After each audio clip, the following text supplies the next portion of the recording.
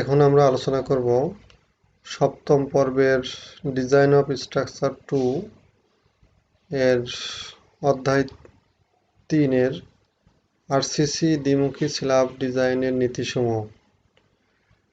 তাহলে আমাকে প্রথমে জানতে হবে দ্বিমুখী স্ল্যাব কি। দ্বিমুখী স্ল্যাব যদি আমরা এটার যেমন বইতে যেটা বলছে যে দ্বিমুখী স্ল্যাবটা যদি কোনো স্ল্যাবের চারিদিকে সাপোর্ট থাকে, তাতে লোড যখন প্রয়োগ করা হয় তখন এটার যখন বেঁকে যায় ডিশ আকৃতির প্রয়োগ করা হয়, তখন ডিশ আকৃতির বেঁকে যাওয়ার প্রবণতা লক্ষ্য করা যায়। আর যে কোনো বিন্দুতে এই বাঁক দুদিকেই সংঘটিত হয় অথবা দুদিকে বেন্ডিং মোমেন্ট সৃষ্টি হয়। এ জাতীয় স্ল্যাবকে টেনশন প্রতিরোধের জন্য স্ল্যাবের তলদেশে যে রেইনফোর্সমেন্ট প্রদান করা হয় তা দুদিকেই দেওয়া হয়, যা একে অপরের উপর লম্বভাবে অবস্থান করে। তাছাড়া এ জাতীয় স্ল্যাবের লোড চারিদিকে সাপোর্টের স্থানান্তরিত হয়ে থাকে। যখন স্ল্যাবের দৈর্ঘ্য প্রস্থের অনুপাত দ্বিগুণের কম হয়, যেখানে দ্বিমুখী স্ল্যাবের কন্ডিশন, প্রথম কন্ডিশনে যেটা দৈর্ঘ্য, স্ল্যাবের দৈর্ঘ্য এবং প্রস্থের অনুপাত দ্বিগুণের কম হবে, তখন এ জাতীয় বৈশিষ্ট্য পরিলক্ষিত হয় এবং স্ল্যাবের দ্বিমুখী স্ল্যাব ডিজাইন করা হয়, অন্যথায় একমুখী স্ল্যাব ডিজাইন করা হয়। তাহলে দ্বিমুখী স্ল্যাবের এই এই যে দুইটা শর্ত এখানে বলা আছে, এই দুইটা শর্ত আমাকে খেয়াল রাখতে হবে। দ্বিমুখী স্ল্যাব হতে গেলে পরে এটার চারিদিকে বিম বা দেওয়াল বা কলামের অবস্থান করবে। তাহলে এটা যদি আমরা দেখাই যে 1 নম্বর শর্তটা, এটা যে এই দ্বিমুখী স্ল্যাবটা এখানে এই স্ল্যাব বলতে এই চারিদিকে যে বিম আছে, এই বিমের মাঝখানে যে অংশটা, এইটা একটা স্ল্যাব। এখানে 1টা 2টা 3টা 4টা 5টা 6টা 7টা 8টা 9টা 10টা 11টা 12টা স্ল্যাব আছে।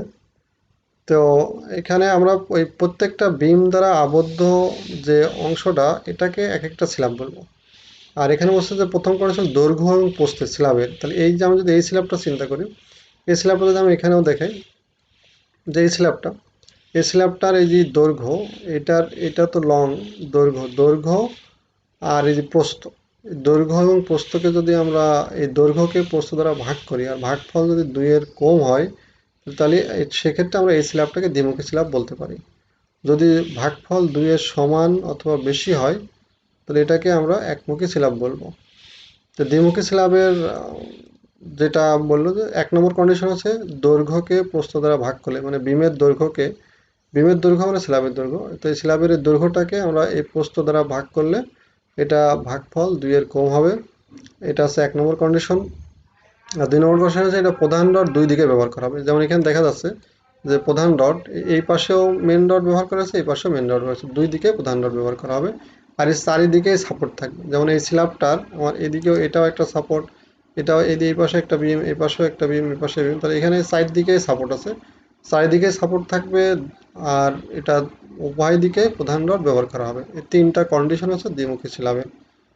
আমরা যদি এটা বাস্তবে দেখি দ্বিমুখী স্ল্যাব, বাস্তবে যেখানে দেখা যাচ্ছে যেখানে একটা কলামের এ একটা বিম, তারপর এ একটা বিম, এবার এদিকে আর একটা বিম গেছে, এদিকে আর একটা বিম গেছে, এই বিমটার এই চারিদিকে আবদ্ধ যে স্ল্যাবটার লোডটা নিচ্ছে, এই যে মাঝখানে যে অংশটা ঝুলে আছে, এটাকে বলা হচ্ছে যে স্ল্যাব। আর স্ল্যাবটা কখন দ্বিমুখী হবে, যখন এর দৈর্ঘ্যকে প্রস্থ দ্বারা ভাগ করলে স্ল্যাবের যেটা দৈর্ঘ্য যদি আমরা প্রস্থ দ্বারা ভাগ করি আর ভাগফল যদি আমার 2 এর কম হয়, তাহলে এটাকে আমরা দ্বিমুখী স্ল্যাব বলতে পারি। আর যদি এটার ভাগফল দৈর্ঘ্য এবং প্রস্থের ভাগফল যদি 2 এর কম না হয়, তাহলে সেক্ষেত্রে আমরা দ্বিমুখী স্ল্যাব বলতে পারবো না। সেটা হচ্ছে যে বেশি হলে পরে সামান্য বেশি হলে সেটাকে আমরা একমুখী, যেমন এখানে এদিকে তার যদি আমরা এটাকে দৈর্ঘ্য ধরি আর এদিকে আমরা তার প্রস্থ ধরি, দৈর্ঘ্য এবং প্রস্থের অনুপাত অবশ্যই 2 এর কম হবে। তো এটা আমরা তাহলে এখানে ক্লিয়ার বুঝতে পারলাম দ্বিমুখী স্ল্যাব বলতে কি বোঝায়। আর রড, যেখানে দেখা যাচ্ছে রড, এটার এইদিকেও রড ব্যবহার করা হয়েছে, এইদিকেও রড, দুই মুখেই রড ব্যবহার করা হয়েছে, যেটা আমার ড্রয়িংয়ে দেখছে এটা বাস্তবে যে একদিকে প্রধান রড যেটা শর্ট ডিরেকশনের রড আমার নিচে ব্যবহার করা হয় আর লং ডিরেকশনের রড উপরে ব্যবহার করা হয়। তো এরপরে আমরা দেখি দ্বিমুখী স্ল্যাবের থিওরি কি বলতেছে।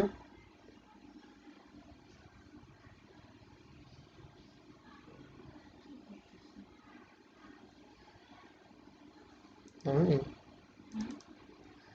আমি এখন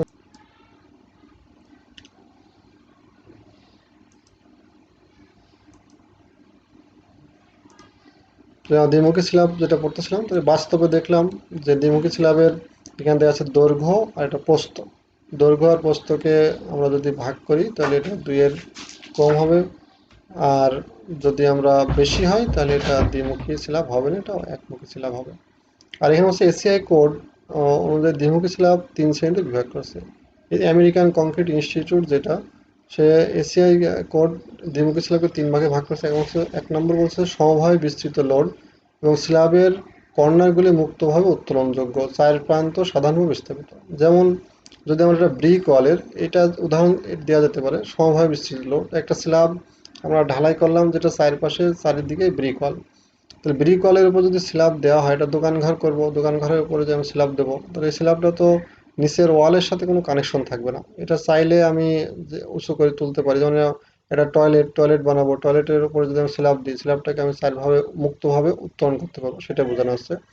2 নম্বর হচ্ছে সমভাবে বিস্তৃত লোড, স্ল্যাবের কর্নারগুলো নিচু করে রাখা হয়, হেল্ড ডাউন, চারি প্রান্তে সাধারণভাবে স্থাপিত। যেমন স্ল্যাবের যদি আমরা মসজিদের গম্বুজের মতো চিন্তা করি, যে একটা স্ল্যাবের মাঝখানে উঁচু থাকবে আর চারিপাশে একটু ডাউন থাকবে, সেই ক্ষেত্রে সেই ধরনের স্ল্যাবকে আমরা বলতে পারি যে এটা 2 নম্বর কন্ডিশন। 3 নম্বর হচ্ছে সমভাবে বিস্তৃত লোড, স্ল্যাবের প্রান্তগুলো আবদ্ধ এবং অথবা অবিচ্ছিন্ন। এটা আমাদের যে বাসা বাড়িতে যেটা করা হয়, যে স্ল্যাবের রড এবং বিমের রডগুলো একই সাথে বাঁধা হয়, বিমের ভিতরে স্ল্যাবের রড চলে যায় এবং ঢালাই করা হয়, তাহলে এগুলো এটা প্রান্তগুলো আবদ্ধ থাকে, এটাকে ইচ্ছা করলে ওঠানো সম্ভব না, এটা ফিক্সড। এই জন্য হচ্ছে এটা ফিক্সড, এটা অবিচ্ছিন্ন, এটা চলমান, একটার সাথে আরেকটা স্ল্যাবের কানেকশন থাকে পাশাপাশি। তা এসিআই কোড তাহলে আমার 2 নম্বর পদ্ধতি দ্বিমুখী স্ল্যাব ডিজাইন করা হলে বর্ণনা করা আছে। এখানে শর্তগুলো আমাদের আগেই বলছে, আলোচনা করছে। তো দ্বিমুখী স্ল্যাবের লং ডিউরেশনকে এল দ্বারা প্রকাশ করা হয় আর শর্ট ডিউরেশনকে এস দ্বারা প্রকাশ করা হয়। এখন এই স্ল্যাবের যে গভীরতা, এই গভীরতা তো আমাকে চিন্তা করতে হবে যে আমি স্ল্যাব বানাবো, এটা কতটুকু গভীর হলে স্ল্যাবটা টিকে থাকবে, স্ল্যাবটা ফেটে যাবে না, ভেঙে পড়বে না। তো এই জন্য এসিআই কোড একটা আনুমানিক সূত্র দিয়ে দিছে, যার সাহায্যে আমরা স্ল্যাবের পুরুত্ব নির্ণয় করব যে কতটুকু গভীরতা হওয়া লাগবে। সে হচ্ছে পুরুত্ব হচ্ছে এসিআই কোড হচ্ছে মিনিমাম পুরুত্ব হবে, স্ল্যাবের পুরুত্বকে টি দ্বারা প্রকাশ করা হয়। মিনিমাম পুরুত্ব হবে স্ল্যাবের পরিসীমা বাই 180। পরিসীমা বলতে স্ল্যাবের চার বাহুর যোগফল। তাহলে এখানে চার বাহুর বলতে এল দুই পাশে আছে, লং সাইড দুইটা আছে আর শর্ট সাইড দুইটা আছে, এই জন্য এখানে 2 নিচে 2 এল প্লাস এস, এটা হচ্ছে চার বাহুর সমষ্টি হয়ে গেল বাই 180। এখানে যেহেতু এল এবং এস এর মান যদি মিটারে বসাই, সেক্ষেত্রে আমরা 100 দ্বারা গুণ করে এটা সেন্টিমিটার করছে। এখানে বলেছে এল হচ্ছে শর্ট স্প্যান আর এস হচ্ছে এল হচ্ছে লং স্প্যান আর এস শর্ট স্প্যান। তবে এই মানটা, এই রেজাল্টটা যা বের হবে সেটা অবশ্যই 9 সেন্টিমিটারের কম হবে না। যদি 9 সেন্টিমিটারের কম হয় তাহলে আমরা 9 সেন্টিমিটারে ধরবো। যদি সে আমার এটার মান আসলো 8 সেন্টিমিটার, তাহলে আমি সেই স্ল্যাবটাকে বানাবো হচ্ছে 9 সেন্টিমিটার। আর এইচটিএম বলছে যে টি মিনিমাম স্ল্যাবের পরিসীমা বা 180 এর সাথে আরও 1.27 সেন্টিমিটার যোগ করতে হবে। সাধারণত ডিজাইন করার ক্ষেত্রে আমরা এই প্রথম কন্ডিশনটাই ফলো করা হয়। আর 3.2-তে বলছে আরসিসি দ্বিমুখী স্ল্যাবের ডিজাইনের মোমেন্ট সহগের ব্যবহারের ব্যাখ্যা। যে দ্বিমুখী স্ল্যাব ডিজাইন করতে গেলে পারে আমার যে মোমেন্ট নির্ণয় করতে হয়, মোমেন্টের জন্য যে সূত্র ব্যবহার করতে হয় সেখানে সি ওমেগা এস স্কোয়ার। সিটা হচ্ছে একটা সহগ, এটা নেয়ার বের করার জন্য একটা টেবিল আছে। তো সিটা আমরা কিভাবে পাবো, সিটা আবার নির্ভর করবে যে এম এর ছোট হাতের এম, ছোট হাতের এমটা হচ্ছে যে ছোট স্ল্যাবের শর্ট স্প্যান এবং লং স্প্যানের অনুপাত। দ্বিমুখী স্ল্যাব এখানে 5টা কন্ডিশনে থাকতে পারে, সেটা আমরা দেখবো যে 5টা কন্ডিশন কি কি।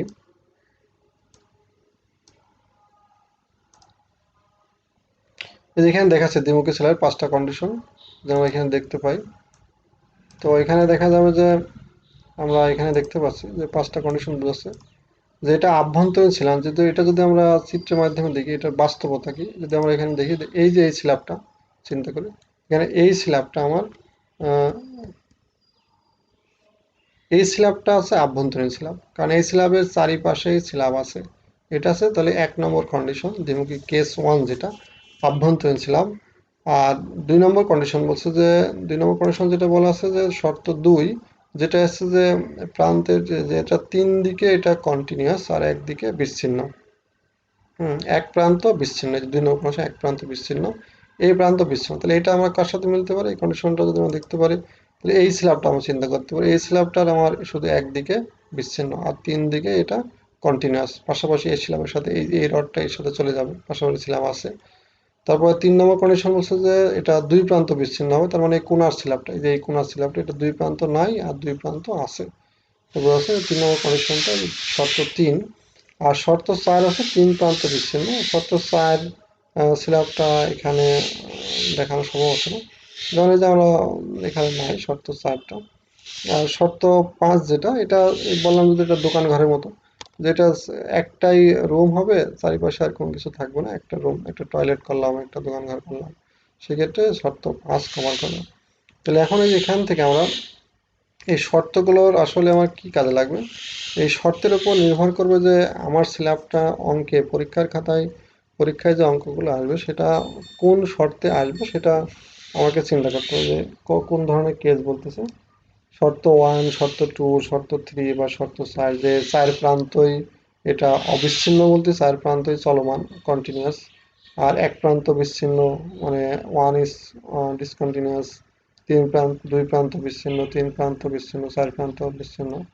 তো এখানে এই যে এখানে যে মোমেন্টটা বলছে, যে মোমেন্ট নির্ণয়ের জন্য সি ওমেগা এস স্কোয়ার, যখন আমি শর্ট স্প্যানের মোমেন্ট নির্ণয় করবো তখন এস স্কোয়ার, আর লং স্প্যানের নির্ণয় করবো সি ওমেগা এল স্কোয়ার।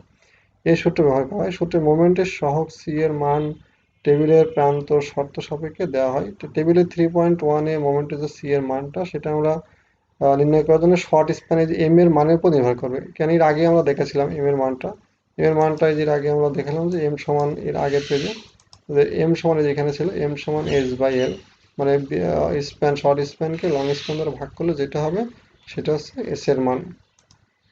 তাহলে এখন আমরা প্রথমে এম নির্ণয় করতে হবে। এম নির্ণয় করার পরে এখন আমার দেখতে হবে যে পরীক্ষায় যে অঙ্কটা দিছে এটা কোন ধরনের, এটা কি অভ্যন্তরীণ প্যানেল, না এটা এক প্রান্ত বিচ্ছিন্ন, না কেস 1, কেস 2, কেস 3 কোনটাতে পড়ে।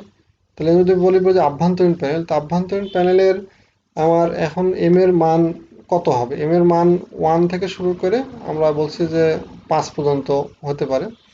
5-এর নিচে যদি হয়ে যায় তাহলে 5ই ধরবো আমরা, মনে করো 0.4 আসলো, তাহলে আমরা 5-এর 5 অ্যান্ড লেস, 5-এর নিচে যদি হয়ে যায় তাহলে 5-এর ঘরে যেটা আছে সেটাই হবে।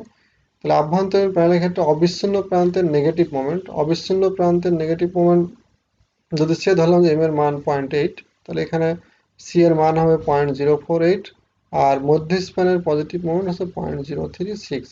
আর বিচ্ছিন্ন প্রান্তের নেগেটিভ মোমেন্ট এটা হচ্ছে যে আমরা নেগেটিভ মোমেন্টটা এখানে নাই, কারণ এর জন্য আভ্যন্তরীণ যদি আমরা দেখি যে এই 1 নম্বর শর্তের কোনো বিচ্ছিন্ন প্রান্ত নাই, এটা 4 প্রান্তে অবিচ্ছিন্ন বা কন্টিনিউয়াস, সেজন্য এটার এই অবিচ্ছিন্ন প্রান্ত বলতে বিমের কাছাকাছি যে অংশ, আর মধ্যস্থান বলতে মাঝখানে, যেটা আমরা স্প্যানকে আমরা দেখাবো, এরা পরবর্তী স্প্যান ভাগ করে দেখাবো। যদি কেস আমার এই যে 2-তে পড়ে, কেস 2-তে পড়লে যেহেতু এটার বিচ্ছিন্ন প্রান্ত নাই কেস 1-এ, এই জন্য এটার কোনো সহগও দেয়া নাই। আর লং স্প্যানের ক্ষেত্রে লং স্প্যানের সহগটা এম এর উপর ডিপেন্ড করবে না, এটা লং স্প্যানের এম যাই হোক না কেন, লং স্প্যানের মান একটাই, সেটা হচ্ছে যে লং স্প্যানের অবিচ্ছিন্ন প্রান্তের জন্য 0.033 আর 0.025। যদি কেস 2-তে হয়, কেস 2-তে আবার আমরা দেখি যে এটার এইবার আবার চিন্তা করলে দেখা যাচ্ছে যে এই প্রান্ত অবিচ্ছিন্ন, এই প্রান্ত অবিচ্ছিন্ন কন্টিনিউয়াস, আর এই প্রান্ত বিচ্ছিন্ন। আবার এইদিকে আবার দুই পাশে একই রকম। তাহলে এখানেও অবিচ্ছিন্ন প্রান্তের মোমেন্ট যা হবে, এই পাশেও সি এর মান দুই পাশে সেমই হবে। এখানেও সি যা হবে এখানেও সি তাই হবে। কিন্তু এইদিকে নির্ণয় করতে গেলে এখানকার সি আর এখানকার সি আলাদা হবে, কারণ এখানে এই পাশে স্ল্যাব আছে, এই পাশে স্ল্যাব নাই। তাহলে এখানে হচ্ছে বিচ্ছিন্ন প্রান্তের জন্য সি কত আসে, আর এখানে অবিচ্ছিন্ন প্রান্তের জন্য, আর এখানে অবিচ্ছিন্ন প্রান্তের জন্য যা আসে শর্ট স্প্যান, এটা হচ্ছে লং স্প্যান। এদিকে গেলে লং স্প্যান বরাবর আমার একই মান হবে, আর এদিকে শর্ট স্প্যান বরাবর, সেটা কেন বলা আছে সি এর মান অবিচ্ছিন্ন প্রান্তের নেগেটিভ মোমেন্ট যে সহগ হবে এম এর মান তার উপর নির্ভর করবে শর্ট স্প্যানের। আর লং স্প্যানের তো কোনো সমস্যা নেই, লং স্প্যানের একটাই ঘর। তাহলে আমরা এটা দেখবো যে কেস কততে আমার পড়ছে, সে অনুযায়ী সি এর মান নির্ণয় করে আমরা বসাইলে পরে মোমেন্টের মান বের করবো। এখন এরপরে বলছে যে যে এই যে দ্বিমুখী স্ল্যাবের bending moment C omega S square, C omega L square এবং এল স্কোয়ার, অর্থাৎ এবং দ্বিমুখী স্ল্যাবের মোমেন্টের সহগ এর মান এম এর উপর নির্ভরশীল, যেটা আমি আগে বললাম। এম হচ্ছে শর্ট স্প্যানের আর লং স্প্যানের অনুপাত, আর এস ডাব্লু হচ্ছে ওমেগা ওমেগা আছে স্ল্যাবের উপরে প্রতি বর্গমিটারে কতটুকু লোড আসছে সেটা সেটা আমরা তো লোড হিসাব করে বের করব। আর দ্বিমুখী স্ল্যাবের কলাম স্টিপ যেটা, এই যে এখানে আমরা যে স্ল্যাবকে ভাগ করা হয়েছে, স্ল্যাবকে যে ভাগ করছি দেখছি যে একটা স্ল্যাবকে ভাগ করলে পরে আমরা যেটা যেটা দেখি যে এখানে আমরা দেখতে পারবো একটা স্ল্যাবকে আমরা যে ভাগ করার কারণে যেখানে দেখা যাচ্ছে মিডিল স্ট্রিপ এই যে এই পর্যন্ত এই যে এখানে যে ক্রাঙ্কটা শুরু হয়েছে এই ক্রাঙ্কটা শুরু হয়েছে তাহলে এটা আছে এই ক্রাঙ্কটা শুরু থেকে এই ক্রাঙ্কটার শুরু এই মাঝখানে এই অংশটা হচ্ছে মিডিল স্ট্রিপ, আর এখানে এটা কলাম স্ট্রিপ, এই পাশে এটা কলাম স্ট্রিপ। তাহলে ভাগ করার নিয়ম হচ্ছে যে এটা টোটালকে এটাকে 4 ভাগ করার পরে এই সাপোর্টে 1 ভাগ কলাম স্ট্রিপ, এই পাশেও সাপোর্টে 1 ভাগ কলাম স্ট্রিপ। আর এখানে এই পাশে যদি চিন্তা করি শর্ট স্প্যান বরাবর, শর্ট স্প্যানের এখানেও 4 ভাগ করার পরে মাঝখানে 2 ভাগ আছে মিডল স্ট্রিপ, আর এখানে এটা কলাম স্ট্রিপ, আর এখানে এটা কলাম স্ট্রিপ। তাহলে কলাম স্ট্রিপের আমাদের রড একটা সোজা আবার ক্রাং করা হয়, উপর দিয়ে দেওয়া হয়। আর মিডল স্ট্রিপে দেখা যাচ্ছে মিডল স্ট্রিপের এই রডটা পুরোটাই নিচে দিয়ে থাকে, যেটা আমরা যদি মিডিলে দেখাই এই যে এখানে দেখা যাচ্ছে স্ল্যাবের রড, এই যেখান থেকে স্ল্যাবের রড উঁচু হয়ে চলে গেছে বিমের উপরে, তাহলে এখানে এইটুকু আছে তার কলাম স্ট্রিপ। আর এখানে মাঝখানে একটা মিডিল, এখানে একটাই জালি দেখা যাচ্ছে, যেখান থেকে কলাম স্ট্রিপ রড উপরে চলে গেছে, যে এখানে এই রডটা উপর দিয়ে চলে গেছে, এই যেখানে দেখা যাচ্ছে যে এই রডটা উপর দিকে গেছে, তারপর এটা নিচ দিকে গেছে, এখানে এক্সট্রা টপ আছে, এক্সট্রা টপ। তাহলে এই ক্রাংটাকে আমরা এই যে ক্রাং যে করছি এখানে এই ক্রাং দেখাচ্ছে, এই ক্রাংটাকে আমরা ওখানে যে ড্রয়িং এর মাধ্যমে দেখাচ্ছি। আর যেটা ক্রাং করি নাই তার জন্য এই যে যেটা ক্রাং হয় না, যে এটাকে এই রডটা ক্রাং হয় নাই, তাহলে এই রডটার জন্য এখানে যে এক্সট্রা টপ দেওয়া হয়েছে, যেটা আমরা এর পরবর্তীতে আরো এরকম সুন্দরভাবে আমরা দেখতে পারি যে এই যে এখানে বোঝা আছে যে এখানে রড যেখানে ক্রাং হয়েছে, আর যেটা ক্রাং এটা সোজা গেছে তাহলে এটার উপরে এক্সট্রা টপ বার তাহলে এটা এই ক্রাং জোনটা, তাহলে মাঝখানে যে জোনটা সেটাকে আমরা বলবো এটা এই যে এখানে বোঝা আছে স্পষ্ট যে এইটা আছে মিডিল স্ট্রিপ, আর এখান থেকে এইটুকু আছে কলাম স্ট্রিপ, এই পাশেও কলাম স্ট্রিপ, চারি সাইডে কলাম স্ট্রিপ থাকে, মাঝখানে থাকে মিডিল স্ট্রিপ। তাহলে কলাম স্ট্রিপ ভাগ করার নিয়ম আছে যেদিকে আমি ভাগ করো সেদিকে 4 ভাগ করে মাঝখানে 2 ভাগ হবে মিডিল স্ট্রিপের সমস্ত রড নিচ দিয়ে যাবে, আর কলাম স্ট্রিপের 1 ভাগ এই পাশে 1 ভাগ ওই পাশে 1 ভাগ উপর দিয়ে যাবে। তাহলে এটা আমরা সুন্দর করে বুঝতে পারলাম যে কলাম স্ট্রিপ যেখান থেকে বোঝা আছে মাঝখানে পুকুরের মতো এটা কলাম স্ট্রিপ, আর এটা কলাম স্ট্রিপ, মাঝখানে মিডিল স্ট্রিপ। তাহলে আমরা এটার আবার দেখি, তাহলে এটাকে কলাম স্ট্রিপ মিডিল স্ট্রিপ ভাগ তাহলে আমরা বুঝলাম, সেটা এখানে দেখানো হচ্ছে যে এই টোটালকে আমরা যদি এল কে চিন্তা করি তাহলে এল কে আমরা 4 ভাগ করছি, মাঝখানে 2 ভাগ হচ্ছে এটার মিডিল স্ট্রিপ, এখানে এক পাশে কলাম স্ট্রিপ আর এখানে কলাম স্ট্রিপের রড ক্রাঙ্ক হবে, একটা উপরে যাবে একটা নিচ দিয়ে যাবে, যেটা আমরা ড্রয়িং এ কিছুক্ষণ আগে দেখালাম। এখানে দেওয়া আছে যে মিডিল স্ট্রিপ, এটা কলাম স্ট্রিপ অনুভাবে শর্ট বরাবর এস বরাবর আমরা 4 ভাগ করবো, মাঝখানে 2 ভাগ এটা কলাম স্ট্রিপ, এখানে 1 ভাগ এটা মিডিল স্ট্রিপ, এটা কলাম স্ট্রিপ, এটা কলাম স্ট্রিপ।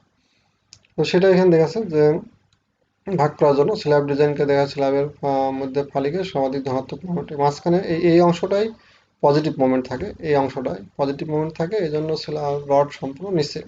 আর এখানে নেগেটিভ মোমেন্ট হয় এই জায়গায়, এখানেও নেগেটিভ, এখানেও নেগেটিভ, এখানেও নেগেটিভ, এখানেও নেগেটিভ, এখানে চারিপাশ দিয়ে নেগেটিভ মোমেন্ট, এই জন্য চারিপাশ দিয়ে টেনশন উপরে বলে রড উপরে, আর মাঝখানে টেনশন নিচে বলে রড নিচে ব্যবহার করা হয়। তো কলাম স্ট্রিপ মিডিল স্ট্রিপ আমি বললাম। দ্বিতীয় স্ল্যাবের লোড বন্টনের অবস্থা, তাহলে আমার লোড বন্টনের অবস্থা এখানে যে আমরা দেখি যে দ্বিমুখী স্ল্যাবের কিভাবে লোড বন্টন হয়, এখানে একটা চিত্রের মাধ্যমে আমরা দেখাচ্ছি যে কিভাবে দ্বিমুখী স্ল্যাবের লোড বন্টন হয়। যেখানে দেখাচ্ছে যে দ্বিমুখী স্ল্যাবের লোড বন্টন হচ্ছে ট্রাপিজয়েডাল শেপ আকারের হয়, যেমন শর্ট স্প্যান বরাবর একটা ত্রিভুজ আকৃতির এই ত্রিভুজ অংশের এই অংশটুকে লোড আমার এই বিমটা নেবে, আর লং স্প্যানের লোডটা হবে ট্রাপিজিয়াম, এত বড় জায়গার লোডটা নেবে এই জায়গাটায়। তো এটার ভাগ করার নিয়ম হচ্ছে কোণা কোণে যে 45 ডিগ্রি অ্যাঙ্গেলে যে দাগ টানি, চার কোণা থেকে 45 ডিগ্রি অ্যাঙ্গেলে দাগ টানলে দাগগুলো যে জায়গায় মিলবে, মিললে পরে আমরা মিললে পরে এরকম একটা ট্রাপিজিয়াম হবে। আর মাঝখানে যেটা এই পাশে দাগ টানা 45 ডিগ্রি, এই পাশে দাগ টানা 45, এখানে মিলে গেল, এখানে 45 ডিগ্রি, এখানে 45 টানার পর মিলে গেল, আর মাঝখানে একটু সোজা স্ট্রেট লাইন করে দিলে পরে মাঝখানে লং স্প্যান বরাবর ট্রাপিজিয়াল অংশের লোডটা এই বিমে যাবে, আর এখানে ট্রায়াঙ্গেলের লোডটা এই বিমে যাবে। সেটা এখানে দেখাচ্ছে যে লং স্প্যানের সাপোর্টের বিম অথবা দেয়ালের উপর প্রতি metre load omega S by 3, 1 - m² by 2, omega into S বলতে শর্ট স্প্যানের পাও, আর শর্ট স্প্যানের উপরে যে লোডটা আসবে এটা ওমেগা এস বাই 3, ওমেগা আছে যে আমার স্ল্যাবের উপরে টোটাল প্রতি বর্গ metre load, dead load, live load, ceiling plaster, partition wall, এগুলো সব মিলে। তাহলে আমরা এখন দেখছি যে ডাব্লিউজি পদ্ধতিতে প্রয়োজনীয় তথ্য সহ আরসিসি দ্বিমুখী স্ল্যাব ডিজাইন। ডিজাইনের ধাপগুলো যদি আমরা চিন্তা করি, তাহলে ডিজাইন করতে গেলে এই ধাপগুলো প্রথমেই যে কোনো ডিজাইনের আগে আমরা বিম ডিজাইন শিখে আসছি। যে কোনো ডিজাইন করতে গেলে প্রথমে লোড নির্ণয় করতে হবে যে কতটুকু লোড আসবে। তাহলে এসিআই কোড অনুযায়ী দ্বিমুখী স্ল্যাবের লোড বলতে স্ল্যাবের নিজস্ব ওজন আসবে, স্ল্যাবের উপরে ফ্লোর ফিনিশ পার্টিশন ওয়ালের লোড আসবে, তারপর সিলিং প্লাস্টার আসতে পারে, জল ছাদ আসতে পারে, এই সব মিলিয়ে টোটাল লোড। তো এখানে স্ল্যাবের পুরুত্ব যেটা, পুরুত্ব যদি আমরা চিন্তা করি যে পুরুত্ব এর আগে আমরা সূত্র দেখে স্ল্যাবের পরিসীমা বা 180 পুরুত্ব দেওয়া হয়, এটা অবশ্যই 9 সেন্টিমিটার কম হবে না। আর এর সাথে আমরা যে অন্যান্য লোড হিসাব করি যেটা আমি অঙ্কেতে দেখাবো। আর সর্বোচ্চ শেয়ার ফোর্স লং স্প্যানের ক্ষেত্রে এখানে সূত্রটা উল্টো আছে। লং স্প্যানের ক্ষেত্রে শেয়ার ফোর্স হবে omega S by 3 into 3 minus M square. এটা লং স্প্যানে যাবে আর এটা শর্ট স্প্যানে আসবে, এটা উল্টা দেখানো আছে। আর সর্বোচ্চ বেন্ডিং মোমেন্ট, যেটা বেন্ডিং মোমেন্টটা যেটা আগেই বলছি যে আমরা এর আগে বিমের ক্ষেত্রে শিখছি ওমেগা এল স্কোয়ার বাই 8, সে ধরনের হবে না। স্ল্যাবের ক্ষেত্রে সূত্রটা সি ওমেগা এস স্কোয়ার, আর সি এর মানটা আসবে যে আমরা চার্ট দেখাইছি এর আগে টেবিল, ওখান থেকে সি এর মানটা নিয়ে আসতে হবে যে কোন কেস, আমার কেস 1, কেস 2, কেস 3, কোন ধরনের প্যানেল। আভ্যন্তরীণ প্যানেল হলে পরে সি এর মান একরকম হবে, তারপরে যার দুই প্রান্ত আংশিক বিচ্ছিন্ন আংশিক অবিচ্ছিন্ন হলে পরে একরকম হবে, সেখান থেকে আসবে সি এর মানটা। তাহলে শর্ট স্প্যানের আলাদা মোমেন্ট হবে আর লং স্প্যানেরও আলাদা মোমেন্ট হবে। লং স্প্যানের জন্য তো সি এর মান একটাই ঘর আছে, আর শর্ট স্প্যানের জন্য তো 4টা না 5টা ঘর আছে, যেমন 1 থেকে 5 পর্যন্ত। স্ল্যাবের কার্যকরী গভীরতা, কার্যকরী গভীরতা ডি সমান রুট ওভার এম বাই এর। এখন এই যে এখানে দুইটা মোমেন্ট পাইছি আমি, শর্ট স্প্যান এবং লং স্প্যান, ওই দুইটা মোমেন্ট দিয়ে আমাকে কার্যকরী গভীরতা বের করতে হবে। আর আর সমান half F C J K B. আর এখানে বলছে যে যদি স্ল্যাবের 12 মিলিমিটার রড ব্যবহার করা হয়, তাহলে এখানে যে গভীরতা আসবে এর সাথে আমাকে আরো, এটা তো কার্যকরী গভীরতা, এটা বলা আছে যে স্ল্যাবের ওপর থেকে টপ থেকে রডের সেন্টার পর্যন্ত, যেটা আমরা যদি এইটা দেখাই ভিডিওতে দেখাই এখানে যে কার্যকরী গভীরতা হবে যে এই যে আমার যে রড, এখানে 2 লেয়ার রড আছে। তাহলে যদি আমি শর্ট স্প্যানের নিই, তাহলে শর্ট স্প্যানের যে রড হবে তার রডের সেন্টার পর্যন্ত যে দূরত্ব স্ল্যাবের টপ থেকে, সেটা আছে যে আমার কার্যকরী গভীরতা। তাহলে আমার আরও নিচের টোটাল গভীরতা, তাহলে এখানে নিচে যে কভারিং থাকছে কভারিং এর গভীরতা আমার আসবে, কভারিং এর কভারিং এর গভীরতা আসবে।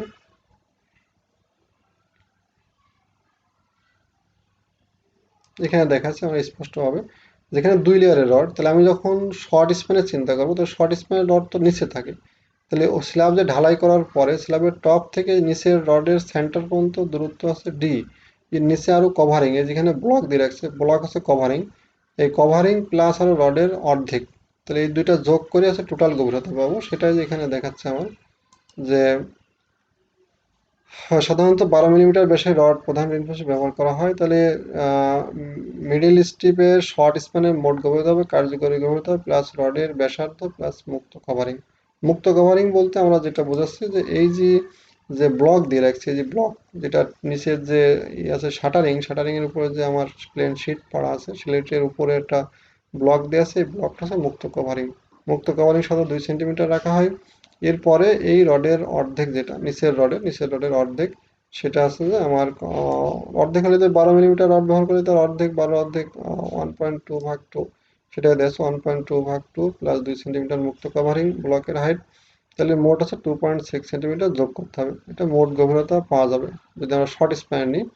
আর যদি আমরা লং স্প্যানে যাই, তাহলে লং স্প্যানে গেলে এটা আবার একটু বাড়বে কভারিং। লং স্প্যানের ক্ষেত্রে আমরা যেভাবে খেয়াল করি যে লং স্প্যানের ক্ষেত্রে এ যদি লং স্প্যানের মোট গভীরতা কার্যকরী গভীরতা প্লাস রডের ব্যাসার্ধ প্লাস রডের ব্যাস প্লাস মুক্ত কভারিং, অর্থাৎ রডের ক্ষেত্রে একটা রডের ডায়া বাড়বে। এটা কিভাবে পারবে লং স্প্যানের ক্ষেত্রে আমরা এখানে দেখতে পারি, এই যে এখানে দেওয়া আছে লং স্প্যানের রডটা সবসময় উপরে থাকে, উপরের রডটা উপরে, লং স্প্যানের রডটা উপরে থাকে আর শর্টের রডটা নিচে থাকে।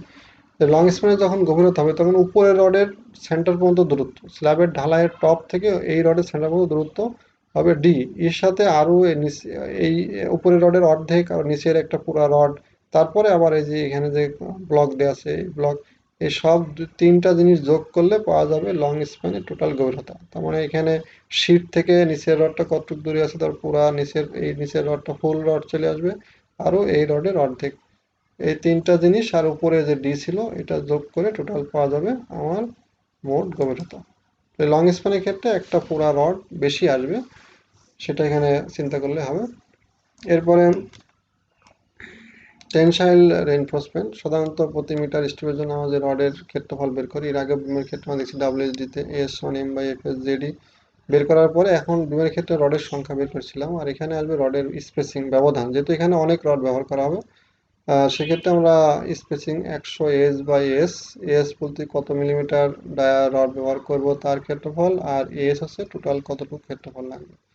এটা সাধারণত এই রডের ব্যবধান 3 গুণের বেশি হবে না। স্ল্যাবের পুরুত্ব যদি 10 সেন্টিমিটার হয়, তাহলে এই ব্যবধান যদি কোনো সময় 35 সেন্টিমিটার হয়, তাহলে স্ল্যাবের পুরুত্ব 10 মানে 3×30, আর এখানে আসলে আমার 35, তাহলে আমাকে 30ই দিতে হবে, কারণ আমি বলা যাচ্ছে এটা 3 গুণের বেশি হবে না। শেয়ার স্ট্রেস, শেয়ার বিমের ক্ষেত্রে যেমন শেয়ার স্ট্রেস বের করেছিলাম আমরা ভি সমান ছোট ভি সমান বড় ভি বাই বিডি, তাহলে এখানে আমরা সেভাবে বের করব। আর bond stress V by summation of 0 JD, J এর মান সামেশন অফ 0 মানে এন পাই ডি, প্রধান রডের সংখ্যা ইন্টু পাই ইন্টু ডি পরিসীমা। আর প্রধান রডের সংখ্যা আমরা কিভাবে বের করবো, সেটা হচ্ছে রডের আমরা যে 1 মিটার ফালি ধরে ডিজাইন করছি, সে 1 মিটার ফালির 1 মিটার 100 সেন্টিমিটার ভাই হচ্ছে গ্যাপ ব্যবধান, কতটুকু দূরত্ব বসাই তাহলে রডের সংখ্যা বেরোবে। আর কলাম স্টিপে যে রড আসবে, আমরা কলাম স্টিপের আগেই বলছি যে কলাম স্টিপ বলতে যেটা বোঝাচ্ছে এই যে এটা কলাম স্টিপ। কলাম স্টিপের এই যে নিচের যে রড দেখা যাচ্ছে, এখানে এখানে যেমন আছে একটা, এটা এখানে যেমন রড এত ঘন ঘন, কিন্তু এখানে গিয়ে দেখা যাচ্ছে যে এখানে একটা এই কলাম স্টিপের নিচের চিন্তা করি নিচের, তাহলে এখানে এই রড আর এই রড, তাহলে এখানে মাঝখানে কিন্তু একটা রড নাই, এই রডটা নাই, তাহলে কলাম স্টিপের নিচের যে রডগুলো সেই রডটা আমার কমে গেল। এই জন্য বলছে যে কলাম স্টিপের রড হবে এই মিডিল স্টিপের যা স্পেসিং হবে তার 1.5 গুণ, সেটা বলছে যে এখানে কলাম স্টিপের। এছাড়া কোনো যে দ্বিমুখী স্ল্যাবে কলাম স্ট্রিপের বেন্ডিং মোমেন্টের মিডল স্ট্রিপের বেন্ডিং মোমেন্টের 2/3 অংশ ধরা হয়, মিডল স্ট্রিপের থেকে যা হবে তার 2/3 কম হয়, অতএব কলাম স্ট্রিপের ক্ষেত্রফল মিডল স্ট্রিপের ক্ষেত্রফল 2/3 পাওয়া যায়। সুতরাং কলাম স্ট্রিপের রেইনফোর্সিং ব্যবধান মিডল স্ট্রিপের রেইনফোর্সিং ব্যবধানের 3/2 বা 1.5 গুণ হবে, তবে তার স্ল্যাবের পুরুত্ব 3 গুণ বেশি হতে পারে না। তাহলে এখন আমরা থিওরি যেটা বললাম এতটুকুই। এখন যদি আমরা একটা ডিজাইন করি, চিন্তা করি যে এই যে একটা আভ্যন্তরীণ, এখানে বলেছে আভ্যন্তরীণ প্যানেল। আভ্যন্তরীণ প্যানেল বলতে আমরা যেটা এর আগে দেখেছিলাম, এটা কোন নম্বর কন্ডিশন যেটা আমরা এর আগে দেখেছিলাম, এটা আভ্যন্তরীণ প্যানেল অঙ্কের ক্ষেত্রে আমার এই যে শর্ত 1, এই শর্ত 1, তাহলে এই 1 নম্বর শর্ত, তাহলে এখানে কেস 1 এটাই আসবে। তাহলে আভ্যন্তরীণ প্যানেলে দুইটা মোমেন্ট হবে, একটা হচ্ছে যে অবিচ্ছিন্ন প্রান্ত আর একটা হচ্ছে মধ্য মিডিল স্ট্রিপ। যেহেতু বিচ্ছিন্ন প্রান্ত নাই, তাহলে বিচ্ছিন্ন প্রান্ত মোমেন্ট আসবে না। তাহলে আমাকে বলে দিচ্ছে অঙ্কে যেটা অভ্যন্তরীণ প্যানেল, এই স্ল্যাবটা ডিজাইন করতে হবে। এই স্ল্যাবটা ডিজাইন করলে পরে আমার কি কি ডাটা বলে দিচ্ছে, যে স্ল্যাবের উপরে আমার যে এটার স্ল্যাবের প্রস্থ আছে 4.2 মিটার আর দৈর্ঘ্য আছে 6 মিটার। যদি আমরা এখানে এরকম দেখাই, যেমন যদি এই স্ল্যাবটাই বলি, এই স্ল্যাবটার কি হবে প্রস্থ এখান থেকে একটু 4.2 মিটার আর এখান থেকে এটা 6 মিটার, তাহলে এটা শর্ট স্প্যান 4.2 আর লং স্প্যান 6 মিটার।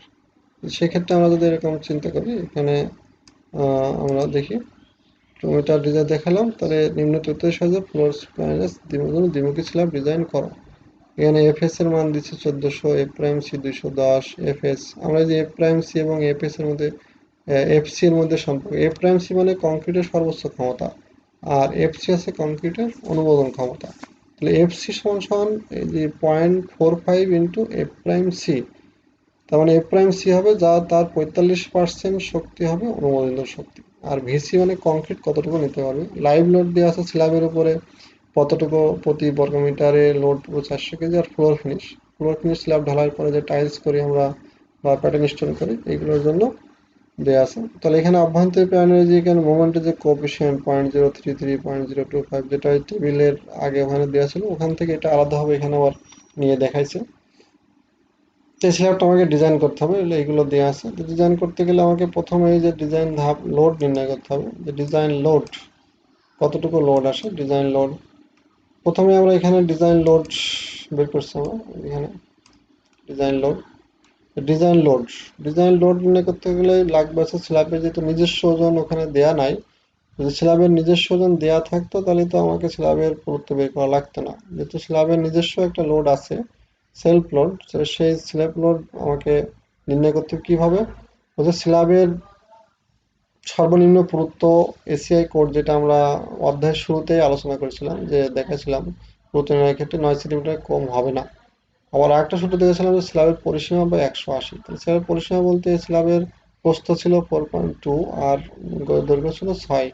তাহলে চার বাহুর যোগফল, এখানে এই চার বাহুর যোগফল ভাগ 180 ইন্টু 100 দ্বারা মিটারকে সেন্টিমিটার করছে 11.33। এটাকে আমরা বাড়াই ধরলাম, কারণ 11.33 মাপ নেওয়া সম্ভব না, হয় হাফ হতে হবে না ফুল হতে হবে। এটা বাড়াই নিলাম 11.11.5 সেন্টিমিটার। এক্ষেত্রে স্ল্যাবের পুরুত্ব যদি বলছে যে 9 এর কম হতে পারবে না, তাহলে আমাদের আসছে যে মিনিমাম 11.5 দিতে হবে। 9 এর বেশি আছে তাহলে আমরা 11.5 ধরলাম। স্ল্যাবের 1 মিটার স্টিপ বিবেচনা করলে, 1 মিটার স্টিপ যেটা আমরা এর আগেও এই যে এখানে দেখেছি অধ্যায় শুরুতে, যেটা যে স্ল্যাবকে সাধারণত স্ল্যাব ডিজাইন করতে গেলে আমরা তো পুরো স্ল্যাব ডিজাইন করতে পারবো না, আমরা 1 মিটার প্রস্থ ধরে ডিজাইন করবো।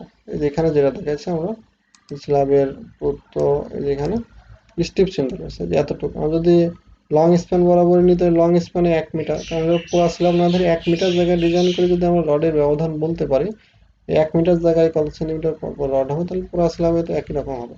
এই জন্য 1 মিটার চিন্তা। তাহলে এখানে দৈর্ঘ্য হচ্ছে যে আমার এল, দৈর্ঘ্য মানে এল মানে 6 মিটার ছিল, আর প্রস্থ হচ্ছে এস, এস মানে 4.2 ছিল।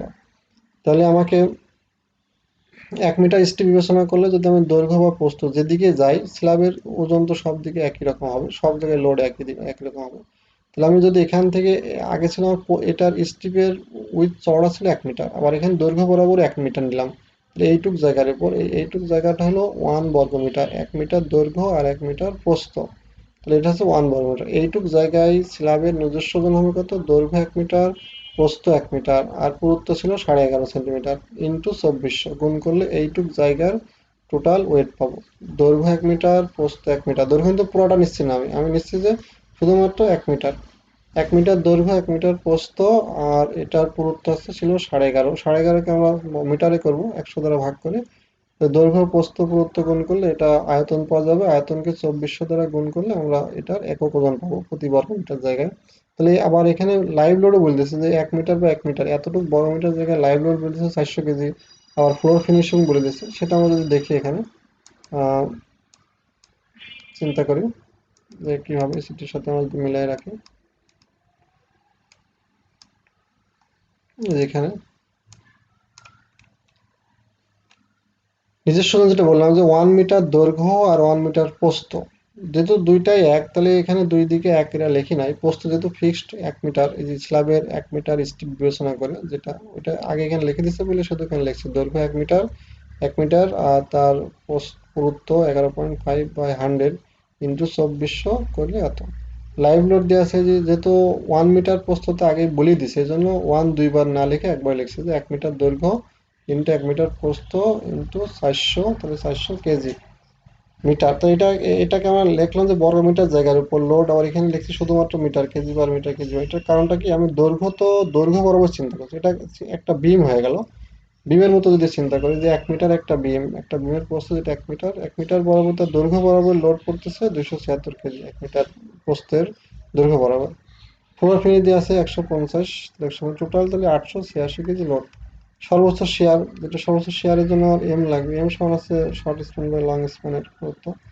লং স্প্যানের শেয়ার ফোর্সের মান যেটা দেওয়া আছে ওমেগা এস বাই 3, 800। তাহলে ওমেগার মানে যে পাইলাম আমরা প্রতি বর্গ metre load 826 into 4.2/3 into 1154 kg হলো মিটার শর্ট স্প্যানের ক্ষেত্রে এত। আর সর্বোচ্চ বেন্ডিং মোমেন্টটা কিভাবে হবে, অবিচ্ছিন্ন প্রান্তের নেগেটিভ মোমেন্ট, যেটা C omega S square. C অবিচ্ছিন্ন প্রান্তের নেগেটিভ মোমেন্টের ক্ষেত্রে আমরা যেটা আগে টেবিলে দেখলাম যে আমার এই এম এর মান হয়েছিল 0.7। তো 0.7 যদি আমরা চিন্তা করি, যেখানে 0.7 ছিল 0.7, তো 0.7-এর ক্ষেত্রে এখানে অবিচ্ছিন্ন প্রান্ত ছিল 0.0।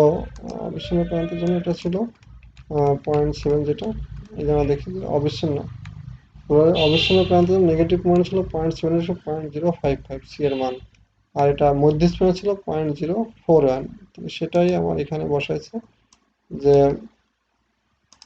দ্বিতীয় ক্ষেত্রে বসাইছে যে এখানে 0.055, 826 হচ্ছে ওমেগা, আর এস এর মান তোমার দেওয়া আছে, এস এর মান 3.055 এল স্কয়ার, শর্ট স্প্যানের দৈর্ঘ্য ইন্টু 100, এটা মিটার কেসে নির্ণয় করার জন্য এত গেল। মধ্য স্প্যানের পজিটিভ মোমেন্ট আমরা সি ওমেগা আগে লিখছিলাম 0.041, মধ্য স্প্যানের 7-এর বরাবর লেখা ছিল, তাহলে শুধুমাত্র এখানে সি এর মান চেঞ্জ হবে, আর বাদ বাকি তো সব একই থাকবে। লং স্প্যানের ক্ষেত্রে আমার দুইটা মোমেন্ট হবে, অবিচ্ছিন্ন প্রান্তের ক্ষেত্রে লং স্প্যানের তো আমার দুইটা মোমেন্ট আগে আমরা দেখালাম, লং স্প্যানের একটাই ঘর, সেটা দেখছি। লং স্প্যানের তো ঘর আমার একটাই, এখানে যেটা দেওয়া আছে লং স্প্যানের, যেখানে লং স্প্যানের এম এর মান যাই হোক না কেন, লং স্প্যানের মান অবিচ্ছিন্ন প্রাণের ক্ষেত্রে 0.033, আর বিচ্ছিন্ন মধ্য স্প্যানের ক্ষেত্রে 0.0255। বিচ্ছিন্ন প্রান্ত তো নাই মাঝখানের সাপোর্টের কারণে, তো এটা যদি আমরা করি এখান থেকে, তাহলে আমরা পাইলাম এই যে 3.033 0.025, আর এখানে এল এর মান আর ওমেগার মান তো ধাপ 1 থেকে আসছে। তাহলে এখানে আমরা যে 4টা মোমেন্ট পাইছি, যে শর্ট স্প্যানে দুইটা মোমেন্ট পাইছি, লং স্প্যানে দুইটা মোমেন্ট পাইছি, তাহলে শর্ট স্প্যানের দুইটা মোমেন্টের মধ্যে সর্বোচ্চ মোমেন্ট দিয়ে আমরা কি করব, ডেপ বের করব, আর লং স্প্যানেও সর্বোচ্চ মোমেন্ট যেটা এই দুইটার ভিতরে যেটা সর্বোচ্চ সেটা দিয়ে আমরা ডেপ বের করব। এখানে সর্বোচ্চ হচ্ছে 98,128, আর এখানে সর্বোচ্চ হচ্ছে 80,138। শর্ট স্প্যানের কার্যকরী গভীরতা বের করার সূত্র তো একটাই, ডি সমান √1/r/b। শর্ট স্প্যানের জন্য আমার এই মোমেন্টটা আসবে 80,138, এখানে লেখছে 80,138, আর কে এর মান লাগবে আর সমান half F C J K, half F C J K, K সমান n/n+, তো আমরা আগেই বের করা জানি, অনেকবার শিখছি। তাহলে শর্ট স্প্যানের কার্যকরী গভীরতা আমরা এই যে, আর বি এর মান তো এখানে 1 মিটার প্রস্থ, বি কনস্ট্যান্ট সবসময় ফিক্স 1 মিটার বা 100 সেন্টিমিটার, 6.97 আসলো। এখান থেকে যদি আমরা ইয়ে পাই, তো টোটাল ডেপথ পাই, তো টোটাল ডেপথ মানে আমরা এর আগে বুঝেছিলাম, টোটাল ডেপথ যদি আমরা পাইতে চাই, তাহলে যে শর্ট স্প্যানে তো এই রডের নিচের রডের অর্ধেক পর্যন্ত আমরা পাইলাম ডি, আর নিচে আরো এই যে ব্লক দেওয়া আছে কভারিং প্লাস রডের অর্ধেক যোগ করতে হবে। যোগ করলে পরে আমরা এটার পাবো টোটাল ডেপথ, সেটা আমি পরবর্তী পেজে দেখাচ্ছি। এখানে আছে টোটাল ডেপথ। এখানে যেমনভাবে লং স্প্যানের কার্যকরী গভীরতা, লং স্প্যানের জন্য কার্যকরী গভীরতা আমার কত হবে, তাহলে DL M root over, long স্প্যানের দুইটা মোমেন্ট ছিল, তার সর্বোচ্চ মোমেন্ট নিচ্ছে, আর বি এর মান তো আগেই যা বের করছি তাই। 12 মিলিমিটার যদি রড ব্যবহার করি তাহলে 2 সেন্টিমিটার মুক্ত কভারিং, তাহলে আমরা যে কলামে স্ল্যাবের রড ব্যবহার করা আছে, যে রড এটা আছে আমার 12 মিলিমিটার ডায়া। তাহলে এখানে এই যে নিচে আছে, নিচের রডটা শর্ট স্প্যান আর উপরের রডটা আছে লং স্প্যান, এখানে দেখাচ্ছে এই যে নিচে এটা আছে শর্ট স্প্যান, এটা লং স্প্যান, আর এটা আছে শর্ট স্প্যান। তাহলে এখানে শর্ট স্প্যানের ক্ষেত্রে কি হবে, শর্ট স্প্যানের নিচের রডের অর্ধেক, উপর থেকে আমি এই রডের অর্ধেক পর্যন্ত পাইছি ডি, এর সাথে আরো এই রডের হাফ, আর এখানে মুক্ত কভারিং যেটা আমরা এর আগে দেখালাম ভিডিওতে, সেটা যোগ করলে তাহলে সেক্ষেত্রে শর্ট স্প্যানের মোট গভীরতা হবে 6.97 ছিল, প্লাস কভারিং প্লাস রডের ব্যাসার্ধ, তাহলে কভারিং করলে 9.5 ছিল। অনুরূপভাবে লং স্প্যানের ক্ষেত্রেও, লং স্প্যান বলতে উপরের রড, তাহলে উপরের রডের ক্ষেত্রে আমি এখান থেকে এই পর্যন্ত পাইছি, এই রডের অর্ধেক পর্যন্ত পাইছি ডি, এই যে 7.70, এর সাথে আরো আমাকে কি করতে হবে, এই উপরের রডের অর্ধেক, আরো নিচের একটা ফুল রড, আরো এখানে একটা কভারিং মুক্ত কভারিং, এই তিনটা জিনিস যোগ করলে লং স্প্যানে, তাহলে শর্ট স্প্যানে যা হবে তার সাথে একটা রড বেশি যোগ করলেই আমার লং স্প্যানের টোটাল ডেপথ পাওয়া যাবে 11.5। তাহলে এখানে দেখা যাচ্ছে যে আমার যে ধাপ 1-এ আমি যে গভীরতা চিন্তা করছিলাম সেটা ছিল 11.5, আমার যে ডিজাইনের ক্ষেত্রে যে ডেপথ আছে সেটাও 11.5, অথবা আমার ধাপ 1-এর গভীরতা ধরা ঠিক আছে। যদি এই গভীরতা কোনো কারণে বেড়ে যায় তো ধাপ 1-এর থেকে, তাহলে আমাকে অঙ্কে আবার প্রথম থেকে করতে হতো। এই জন্য ধাপ 1-এর গভীরতা বেশি করে ধরাই ভালো, যাতে পরবর্তী অঙ্কে ফেল না করে। শর্ট স্প্যানে এবং কার্যকরী গভীরতা কত হবে, তাহলে এখন এই যে কার্যকরী গভীরতা বলতে এখন যেটা আমরা ধাপ 1-এ ধরছিলাম ওইটার থেকে চিন্তা করতে হবে, যেটা আমরা অঙ্কে যে এখানে ব্যবহার করবো মোমেন্ট ক্ষেত্রফল নির্ণয় করার জন্য রডের এই ডিটা হবে। আমি যে গভীরতা প্রয়োগ করছি এটা তো গভীরতা চেক করলাম, আমি ডিএল ডিএস বের করে চেক করলাম যে আমার ধাপ 1-এর গভীরতা যা দিচ্ছি তার থেকে কম হবে কিনা, টিকবে কিনা। তার এখন ব্যবহার যেটা করব সেটা ব্যবহার করছি কত, 11.5 সেন্টিমিটার। তাহলে এখান থেকে টোটাল গভীরতা, টোটাল ডেপথ একদম উপর থেকে নিচ পর্যন্ত, আর কার্যকরী গভীরতা মানে রডের কেন্দ্রবন্ধ দূরত্ব, তাহলে এখানে কেন্দ্রবন্ধ দূরত্ব টোটাল গভীরতা থেকে কভারিং আর নিচের রডের অর্ধেক বাদ দিলে পরে, কভারিং এবং নিচের রডের অর্ধেক বাদ দিলে আগে যা যোগ করছে সেটা আবার বাদ দিতে হবে, ধাপ 1-এর থেকে বাদ দিলে আমরা পাবো অ্যাকচুয়াল কার্যকরী গভীরতা। কোনোভাবে যে লং স্প্যানের ক্ষেত্রে কার্যকরী মতো একটা রডের উপরে যা বাদ দিচ্ছে তার থেকে একটা রড বেশি বাদ দিতে হবে। এখানে 12 মিলিমিটার রড একটা বেশি বাদ দিলে এটা পাবে। তাহলে 8.9, এটা 7.7।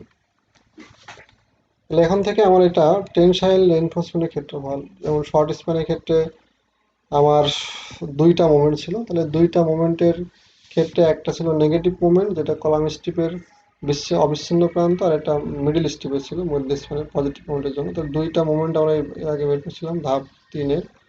সেক্ষেত্রে S1 M/F/ZE এটা বের করছি আমরা। আর এখানে 12 মিলিমিটার রড আগেই বলছি, 12 মিলিমিটার রড ব্যবহার করছি। তাহলে এটার একটা রডের ক্ষেত্রফল এত। তাহলে আমার এখানে এই স্ল্যাবের ক্ষেত্রে রডের ব্যবধান বের করতে হবে। আমরা যেহেতু 100 সেন্টিমিটার জায়গা ডিজাইন করছি, 100 সেন্টিমিটার জায়গার ভিতরে আমার রড বসালে পারে এই কতটুকু ব্যবধান হয়, 15.2 বা আমরা ধরছি যে 15 সেন্টিমিটার, কারণ এটা আসছে 15.2 ফ্র্যাকশন দেওয়া যাবে না, ব্যবধান কমাইতে হবে, ব্যবধান বাড়ানো যাবে না। গভীরতা বাড়ানো যায় কিন্তু ব্যবধান কমাইতে হবে। 12 মিলিমিটার রসের ব্যাট, রসের রড 15 সেন্টিমিটার ব্যবধানে বসাতে হবে। আর মধ্য স্প্যানের পজিটিভ মোমেন্টের ক্ষেত্রে আমার পজিটিভ মোমেন্ট যেটা আসছিল সেটা দিয়ে আগের মতো হবে, এখানে যা করলাম সেটাই। আর লং স্প্যানের ক্ষেত্রেও তাই। লং স্প্যানের ক্ষেত্রে আমরা যে মোমেন্ট পাইছি সেখান থেকে বের করছি, এটা ব্যবধান বের করছি। তাহলে প্রত্যেকটাই ব্যবধান বের করতে হবে। আর ব্যবধানটা খেয়াল রাখতে হবে যেন অবশ্যই স্ল্যাবের পুরুত্বের 3 গুণের কম থাকে। স্ল্যাবের পুরুত্ব 11.5, তার মানে 3 11 33 34.5 সেন্টিমিটারের বেশি যেন না হয়ে যায় কোনো জায়গায়। এরপরে আমরা রড বসাই করলাম। এরপরে যেটা বলছে যে এখানে আমরা একটু অস্পষ্ট আছে এটা, এই যে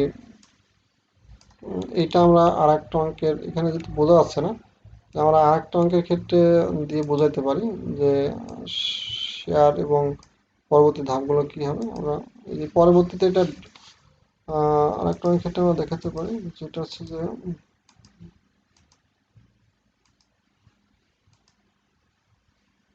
এখানে যে তাহলে আমরা যেহেতু এটা ছবি ক্লিয়ার বোঝা গেল না, এই জন্য আমরা এখানে শেয়ার পূরণ, পরবর্তী ধাপ শেয়ার পূরণ। শেয়ার পূরণ মানে V/BD। ভি তো আমরা ওই যে ধাপ 2-তে যেটা বের করছি শেয়ার, যে শর্ট স্প্যান আর লং স্প্যান যে শেয়ার বের করেছিলাম না, সেই শেয়ারের থেকে আমরা এখানে সেই শেয়ার এখানে আসবে। আর এখানে বি তো 100, আর ডি যেটা আমরা যে ধাপ 4-এ বের করলাম কার্যকরী গভীরতা অ্যাকচুয়াল থেকে বাদ দিয়ে টোটাল গভীরতা থেকে, সেটা এখানে বসবে। বসলে পরে সেই শেয়ার বের করলাম। তাহলে শর্ট স্প্যানের শেয়ার আসলো 1.13, আর লং স্প্যানের শেয়ার আসলো 1.3 কেজি সেন্টিমিটার। আর কংক্রিটের দিয়েছিল আমাদের অঙ্কে তো শেয়ার বলে দিছিল কত 2 আবার যদি বলে না দেয় তাহলে 0.29 √f(c) দিয়ে 4.13 কেজি সেন্টিমিটার স্কোয়ার। তাহলে এতটুকু নিতে পারবে, আর শেয়ার আসছে এতটুকু, তাহলে যা নিতে পারবে তার থেকে কম আসছে, অতএব উভয় ক্ষেত্রে শেয়ার পূরণ নিরাপদ। আর বন্ড পূরণ বলতে কি, শর্ট স্প্যানে বন্ড পূরণ মানে ওই যে শেয়ার লাগে V/(summation of 0D)। ভি এর মান ধাপ 2 থেকে আসবে, ধাপ 2। আর জে এর মান তো ধাপ 3 থেকে আসবে, জে/ডি 4 থেকে আসবে। ডি এর মান, জে এর মান, এখানে জে এর মান, ডি এর মান যেটা আসবে করলো। সামেশন অফ 0 মানে টোটাল 100 সেন্টিমিটার জায়গায় যে কটা রড ব্যবহার করছি সেই রডের পরিসীমা। তাহলে আমরা 100 সেন্টিমিটার জায়গায় রড ব্যবহার করছিলাম, আমাদের শর্ট স্প্যানে ব্যবধান ছিল 17 সেন্টিমিটার করে। তাহলে 5.88 সূত্র দিয়ে ভাগ করলে 5 তাহলে এখানে মোট 5.88 রড, এতটাগুলো রড লাগবে। তাহলে একটা রডের পরিসীমা π/d 10 মিলিমিটার ধরলে আমাদের ছিল 12 মিলিমিটার। এখানে যদি আর একটা অঙ্কেরটা দিয়ে বোঝাচ্ছি, তাহলে এখানে আমারটা যেটা দেখাচ্ছিল সেটা 12 মিলিমিটার হবে, দিয়ে এখানে 18.7। এইটার ব্যবধানটাও চেঞ্জ হবে, কারণ আমরা তো এটা অন্য অঙ্কে, ওইটার ছবি পরিষ্কার ছিল না বলে অন্য অঙ্ক দিয়ে বোঝাচ্ছি। লং স্প্যানের ক্ষেত্রে আমারও একইভাবে ভি এর মান ধাপ 2-তে নিয়ে আসতে হবে। সামেশন অফ 0 জে/ডি সামেশন অফ 0 এর মান প্রথমে রডের সংখ্যা বের করতে হবে 100 বাই রডের ব্যবধান, লং স্প্যানের ব্যবধান দিয়ে রডের সংখ্যা আসবে। তারপরে এখানে n/π/d করলে সামেশন অফ 0 মান, আর জেড এর মান তো পাবো। আর অনুমিত বন্ড পূরণ যেটা আমরা বিমের ক্ষেত্রে দেখাচ্ছি 3.23 √f(c/d) এসিআই কোড যেটা বলছে। তো এখানে ডি আছে প্রধান রডের ব্যাস, আর f'(c) মানে কংক্রিটের সর্বোচ্চ চাপ পীড়ন। এত কেজি সে বন্ড নিতে পারবে আর এত উৎপন্ন হচ্ছে, তাহলে অবশ্যই কম উৎপন্ন হচ্ছে, তাহলে এটা বন্ড পূরণ নিরাপদ, সেটা দেখেছে। আর কলাম স্টিপের রড আগে বলছে যে কলাম স্টিপের মোমেন্ট মিডল স্টিপের থেকে 2/3 অংশ হয়, মানে 1 ভাগ কম হয়। তাহলে যদি মোমেন্টও কম হয় তাহলে কলাম স্টিপের রডের ব্যবধানও কম হবে।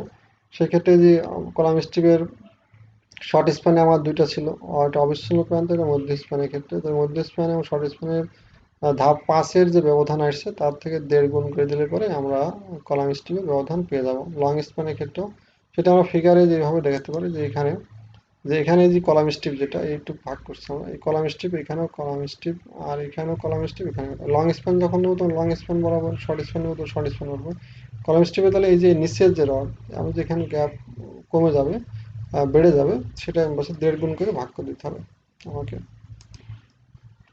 হ্যাঁ, এরপরে এখন এই যে এরপরে আমরা লং স্প্যান শর্ট স্প্যান করার পরে এখন এটা ড্রয়িং এর মাধ্যমে আমাকে দেখাতে হবে। ড্রয়িং ড্রয়িং আমি যা করলাম এতক্ষণ এটা ড্রয়িং এর মাধ্যমে দেখাতে হবে। ড্রয়িং বলতে আমরা যদি একটা ফুল ডিজাইন করি, এটা এই যে এটা ড্রয়িং, যদি ফুল ডিজাইন করি তাহলে তো সেক্ষেত্রে ড্রয়িংটা তো এটাই হবে। এটা আছে মূল ড্রয়িং, এটা পুরো বিল্ডিং এর ক্ষেত্রে দ্বিমুখী স্ল্যাবের ড্রয়িংটা এটা। কিন্তু শুধুমাত্র এই স্প্যানটা আমি দেখাতে চাই, এই স্প্যানটা এইটুক একটা স্প্যান, সেক্ষেত্রে যেখানে একদিকে রড এদিক চলে গেছে এদিক চলে গেছে সেটা এখানে দেখাচ্ছে ছবির সাহায্যে। এই যে এখানে আমাদের দেখানো যাচ্ছে যে এটার আমরা যেখানে ভাগ করা হয়েছে টোটাল, এই যে এটা বিম, এই একটা এই চারিপাশে দিয়ে এটা করলে পরে এটা হচ্ছে বিম। এই বিমের এই চারিপাশে আরো বিম বর্ধিত আছে স্ল্যাব, সেটা এখানে দেখানো আছে। তাহলে বিমের ভিতরে এটা এখানে ভাগ করা আছে, এখানে যে কলাম স্ট্রিপ এটা মিডল স্ট্রিপ, দুই ভাগে এটা কলাম স্ট্রিপ। তাহলে এইদিকে লং এর রড, লং এর রড তাহলে এখানে 12 মিলিমিটার ডায়া আমার যতটুকু আসছিল মিডিলের মধ্যে স্প্যানে সেটা আমি দিচ্ছি। আবার শর্ট বরাবরও আমার এইদিকে শর্ট স্প্যানের ক্ষেত্রে আমরা 12 মিলিমিটার ডায়া কত সেন্টিমিটার সেন্টার সেন্টার বের হয়েছিল সেটা আমরা বলে দিচ্ছি। আর এখানে যে এই ইয়েটা 12 মিলিমিটার ডায়া যেটা এক্সট্রা টপ কলাম স্ট্রিপের ক্ষেত্রে সেটা 1.5 গুণ করে আমার দেখা দিচ্ছে। তাহলে এই হচ্ছে আমার একটা দ্বিমুখী স্ল্যাবের ডিজাইন। এটা ওই যে আভ্যন্তরীণ প্যানেল একই অঙ্ক মিডল স্ট্রিপের গভীরতা, এটা পুরোপুরি ডিজাইন না, এটা শুধুমাত্র 5টা ধাপ করতে বলছে। তাহলে 5টা ধাপ করলে আমার পুরোপুরি ডিজাইন করা লাগবে না, 5টা ধাপ যেটা এর আগে বলছে ওরকম করলে হবে। এরপরে আমরা এই যে অভ্যন্তরীণ প্যানেল, এটাও মিডল স্ট্রিপের ক্ষেত্রে একই অঙ্ক, শুধুমাত্র বলেছে ডিজাইন করো, গভীরতা বের করা, যে প্রাইম সি লোড সব দিয়েছে, লাইভ লোড দিয়েছে, ফ্লোর ফিনিশ দিয়েছে, এগুলো বলে দিয়েছে। স্ল্যাবটা এখানে স্ল্যাবটা বলতে আরেকটা অঙ্কে বলছে যে স্ল্যাব বলতে এইটা কেস আমার 2-এর সাথে মিলবে। কারণ কেস 2-এ ছিল 3 প্রান্তেই অবিচ্ছিন্ন, এক প্রান্ত বিচ্ছিন্ন, তাহলে কেস 2-এর ভিতরে আসবে। তাহলে এই দিকে যখন মোমেন্ট নেবে তখন 3টা মোমেন্ট আসবে, কারণ এই পাশে একরকম এই পাশে একরকম। নেগেটিভ মোমেন্ট আসবে 2টা, একটা বিচ্ছিন্ন প্রান্ত একটা অবিচ্ছিন্ন প্রান্ত। আর এই পাশে আসবে 2টা মোমেন্ট, লং স্প্যান বরাবর 2টা মোমেন্ট, আর শর্ট স্প্যান বরাবর 3টা মোমেন্ট আসবে। সেটা এখান থেকে আছে স্ল্যাবটা ডিজাইন করো। তাহলে এখানে যে কেস কেস 2 যেটা সেটার কোফিশিয়েন্ট গুলো এসছে। এখানে ceiling plaster, floor finish. Ceiling plaster বলতে ছাদের নিচে যে প্লাস্টার করা হয়, ফ্লোর ফিনিশ মানে ছাদের উপরে যে ফ্লোরের টাইলস বা আগে যেমন মোজাইক করতো সেগুলো করা হয়, লাইভ লোড দিয়ে আছে। এখানে যে প্রথমে ডিজাইন লোড বের করছে, ডিজাইন লোড বের করার পরে আমরা শুধুমাত্র এখানে মোমেন্টের কম বেশি হবে। প্রথম মধ্য স্প্যান দিলে পরে 4টা মোমেন্ট হবে। আর আমার যদি আমরা এটা দেখেন তাহলে এখানে দেখা যাচ্ছে যে এখানে বলছিলাম যে শেয়ার তো আমরা আগেই বের করেছি, শেয়ার সর্বোচ্চ মোমেন্ট শর্ট স্প্যানের মোমেন্ট হবে এখানে আমার 3টা। কারণ শর্ট স্প্যানে আমি আগে দেখলাম যে এক পাশে বিচ্ছিন্ন এক পাশে অবিচ্ছিন্ন, তাহলে অবিচ্ছিন্ন প্রান্তের মোমেন্টের জন্য একটা আসবে, যেটা আমার ওই যে টেবিল আছে টেবিল এখন বলে দিচ্ছে অবিচ্ছিন্ন প্রান্তের কোএফিসিয়েন্ট কত, বিচ্ছিন্ন আর মধ্য স্প্যানের একটা আর আছে বিচ্ছিন্ন প্রান্তে। লং স্প্যানে 2টা মোমেন্ট আসবে, লং স্প্যানে যেহেতু দুই পাশেই একই রকম সেটা আর এখানে দেখাচ্ছে, সেটা তো আমরা এর আগে দেখালাম যে এখানে 2টা 3টা মোমেন্ট এর আগে আমরা বোঝাইছি এখানে। যে দেখালাম যে এটা যেখানে এটা লং স্প্যান, এটা লং স্প্যানের এই পাশেও যায় এই পাশেও তাই, এই পাশেও কন্টিনিউয়াস আছে এই পাশেও কন্টিনিউয়াস আছে, তাহলে এই পাশের মোমেন্ট এই পাশের মোমেন্ট একই হবে। শর্ট স্প্যানে যাতে এই পাশে স্ল্যাব নাই তাহলে এই পাশে আলাদা মোমেন্ট হবে, এখানে আলাদা, মাঝখানে আলাদা হবে, সেটা এখানে দেখেছে। এটা অবস্থা। এরপরে কার্যকরী ক্ষমতা বের করতে হবে যে লং স্প্যানের সর্বোচ্চ মোমেন্ট দিয়ে শর্ট স্প্যানের সর্বোচ্চ মোমেন্ট দিয়ে, এরপর এখান থেকে কভারিং বের করতে হবে। টান রডের ক্ষেত্রফল হলো প্রত্যেকটা যতগুলো মোমেন্ট হবে ততগুলো আমার টান রডের ক্ষেত্রফল হবে, এর সাথে ব্যবধান বের করতে হবে ততগুলো।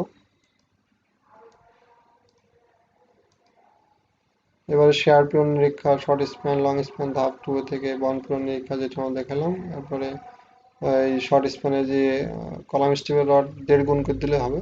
ধাপ 5 যে স্পেসিং গুলো আসবে তার সাথে 1.5 গুণ করে বসা দিলে হবে। এরপর আমার এখান থেকে যে এটা ডিটেল ড্রয়িং করে দেখাতে হবে। তাহলে এইভাবে আমার দ্বিমুখী স্ল্যাবের ডিজাইন করা যেতে পারে। বইয়ের বাদ বাকি থিওরি নিজেরা যদি চেষ্টা করা যায় আশা করি পারা যাবে। এখানে আরেকটা জিনিস বলছে যে দ্বিমুখী স্ল্যাবের ক্ষেত্রে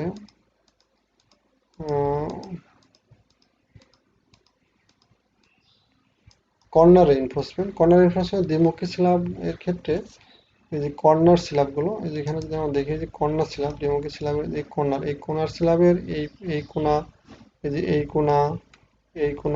কোণা যখন আমি লোড দেবো, মাঝখানে লোড দিলে পরে এই কোণাগুলো ডিশের মতো একটা গামলার মতো নিচ দিকে মাঝখানে নিচের দিকে ঝুলবে আর এই কোণাগুলো উপরের দিকে উঠতে যাবে। তো উপর দিকে গেলে এখানে একটা মোমেন্ট সৃষ্টি হয়, টুইস্টিং মোমেন্ট। এই টুইস্টিং মোমেন্ট সৃষ্টি হওয়ার কারণে এখানে নিচের দিকেও ফাটল তৈরি হয়, স্ল্যাবের উপরের দিকেও তৈরি হয়। এই জন্য উপরে এবং নিচে এক্সট্রা রড দেওয়া হয় এই টুইস্টিং মোমেন্ট প্রতিরোধ করার জন্য। এটাকে বলা হয় কর্নার রেইনফোর্সমেন্ট। সেটা আমরা দেখেছি যেখানে বসে ত্রিভুজে কর্নার রেইনফোর্সমেন্ট, যেটা থিওরি বললাম যে লোড দিলে পরে টপ এবং বটমের যে টুইস্টিং মোমেন্ট প্রতিরোধ করার জন্য এই যে কোনাইগুলোকে আমার এক্সট্রা রড দিয়ে এখানে টপ এবং বটম, এটা স্ল্যাবের যে কোনার যে স্প্যান দৈর্ঘ্য হবে তার কতটুকু পর্যন্ত রড হবে, 5/1 ভাগ। মানে যদি এটা স্ল্যাবটা যদি এখান থেকে দৈর্ঘ্য থাকে আমার থাকে 15 সেন্টিমিটার, 15 মিটার, তাহলে এখানে এখানে 5/1 ভাগ মানে এটা 5 সেন্টিমিটার হবে, 3 সেন্টিমিটার হবে। 5/1 ভাগ করে আমরা দেবো কোনায় টপ এবং উপরে রড দেবো কর্নার রিইনফোর্সমেন্টের সেই কোড। আর ব্যালকনি স্ল্যাব ডিজাইন পড়ার দরকার নাই, শুধুমাত্র 2 স্ল্যাবের ডিজাইন পড়লেই হবে, ব্যালকনি স্ল্যাব পড়া লাগবে না। এখানে ব্যালকনি স্ল্যাব করার দরকার নেই, পরীক্ষাতে এতটুকুই।